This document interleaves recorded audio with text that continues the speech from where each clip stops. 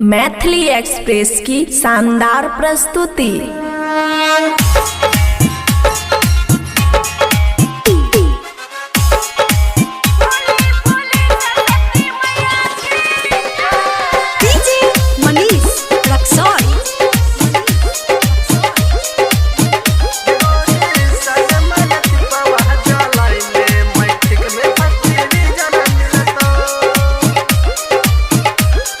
खुशी recording studio बलुआहा।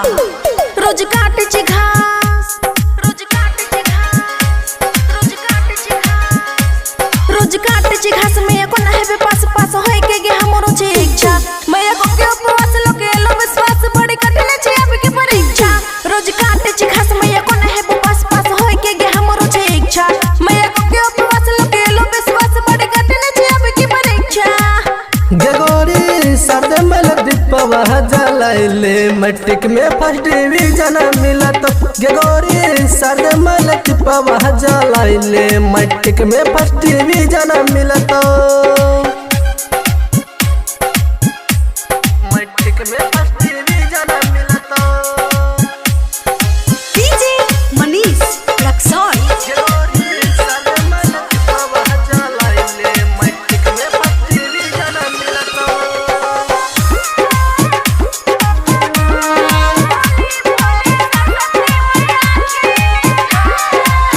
विद्या के दाता छियै सरस्वती माता। किस्मत में वह है तो लिखल जय विधाता। किस्मत में वह है तो लिखल जय विधाता। विद्या के दाता छियै सरस्वती माता। किस्मत में वह है तो लिखल जय विधाता। कॉपी कलम जे कितना घसवे दिन रहता। मैया जी दया करता जोड़ लेने नाता। बनाबो मैया के पुजारी देबो जिंदगी गुजारी। हम मांग लेबो मैया से भिक्षा।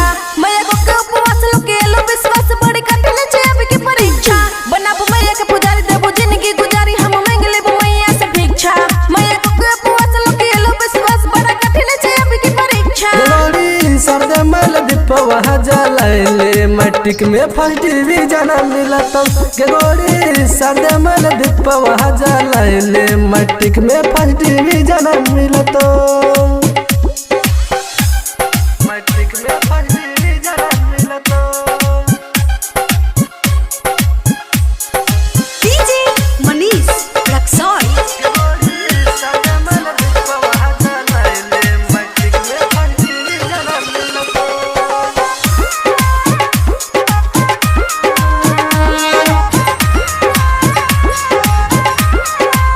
साइंस वैज्ञानिक सब मैया के पूजे छै।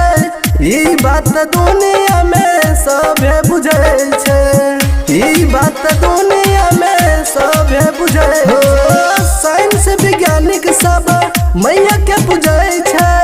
ई बात दुनिया में सभे बुझे छै। राइटर रंजित मैया ये लोग आस कर।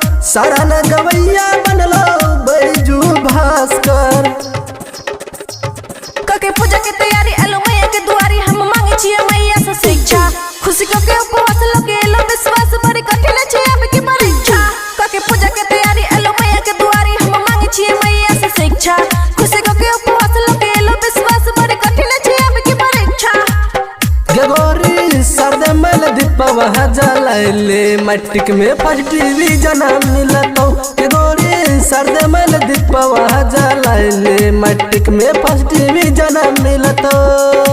खुशी रिकॉर्डिंग स्टूडियो बलुआहा।